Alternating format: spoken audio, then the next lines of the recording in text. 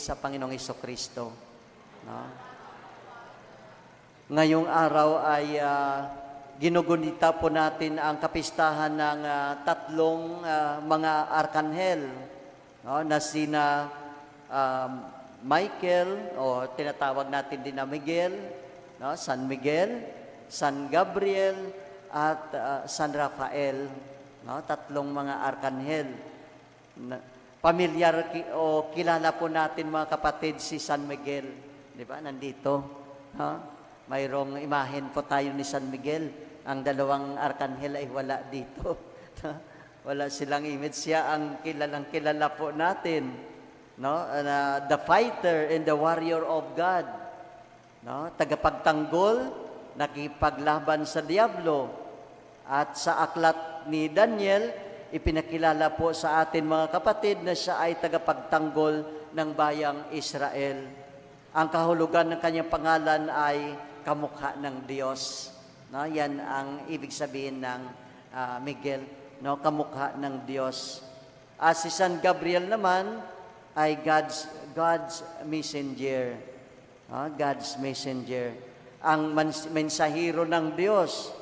Iyon naman siya ay pinikilala po sa aklat ni Daniel, no, at ni Lucas, no, chapter 1 verse 19. No, dala niya ang magandang balita ng pagsilang ni Juan Bautista at ang pagsilang ng ating Panginoong Hesukristo mula sa Birhing Maria. So sino yon? Si San Gabriel, no? At si San Rafael naman, sino po siya? No? Si San Rafael, no? Tinatawag natin na the medicine of God. Ipinakilala po sa atin din sa aklat ni Tobit, no, chapter 12, verse 11 to 15. No, isinugo siya ng Diyos upang pagalingin si Tobit, upang ibigay kay Tobias ang kanyang asawang si Sarah. Ang pangalan na Rafael ay may kahulugang ang nagpapagaling na Diyos, o ang Diyos ang tagapaghilom. No? Yan ang ibig sabihin, mga kapatid, ng Rafael.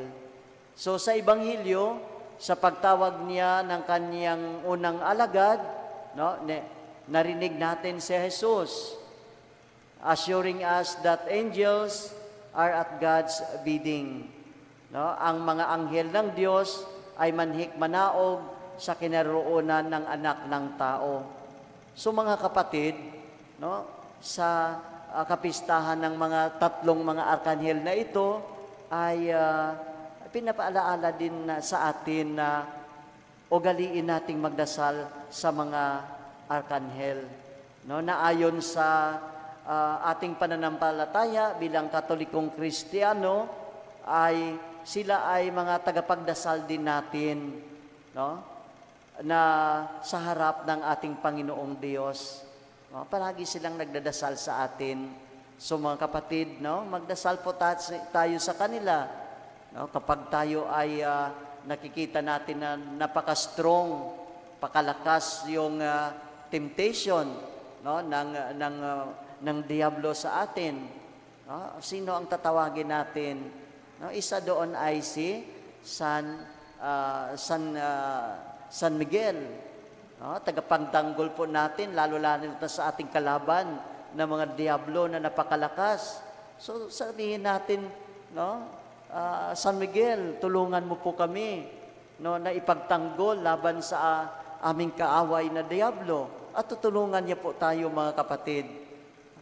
Kung tayo naman ay nahihirapan sumunod sa kalooban ng Diyos, hindi natin alam kung ano talaga yung kalooban ng Diyos sa buhay natin. No? So, sino ang ating tatawagin? So, tatawagin natin si San Gabriel. Di ba? Si San Gabriel. Okay?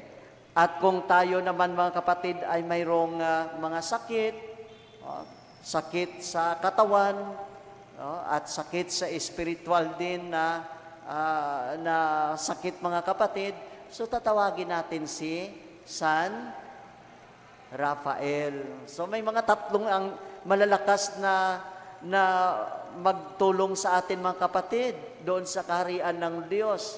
So huwag tayong matakot na nandito sila na ibinigay ng Diyos para ipagtanggol po tayo mga kapatid. Ha? So ganyan tayo kamahal ng ating Panginoong Diyos. Amen. So magsitayo po tayong lahat.